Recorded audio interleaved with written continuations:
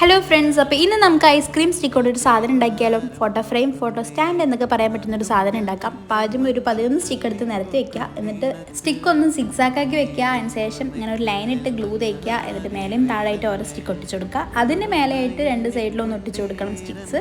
പിന്നെ ബാക്കിലും മേലെയും താഴെ ഒട്ടിക്കുക. പിന്നെ ഇതുപോലൊരു സ്റ്റാൻഡ് കൂടി ഒന്ന് സെറ്റാക്കി എടുക്കാം. എന്നിട്ട് വേണമെങ്കിൽ പെയിൻറ്റ് ചെയ്തെടുക്കാം. അല്ല ഈ ഒരു ടെക്സ്ചറോടെ ഇരിക്കണം എന്നുള്ളവർക്ക് കുഴപ്പമൊന്നുമില്ല, പെയിൻ്റൊന്നും അടിക്കേണ്ട. ഇതിലെന്തെങ്കിലും ഫോട്ടോസ് വെച്ച് കൊടുത്താൽ മതി. ഞാൻ വിചാരിച്ചു പെയിൻറ്റ് അടിക്കാമെന്ന്. അപ്പോൾ പേസ്റ്റ് ഗ്ലാസിൻ്റെ പെയിൻറ്റ് സെറ്റ് വാങ്ങിയിട്ടുണ്ടായിരുന്നു. അപ്പോൾ ഞാൻ വിചാരിച്ചു അതിൽ ഏതെങ്കിലും അടിക്കാമെന്ന്. ഒരു കളർ ചൂസൊക്കെ ചെയ്ത് വെച്ചു. എന്നിട്ട് ബോക്സ് വയ്ക്കുമ്പോഴേക്കും എൻ്റെ താഴെ വീണു.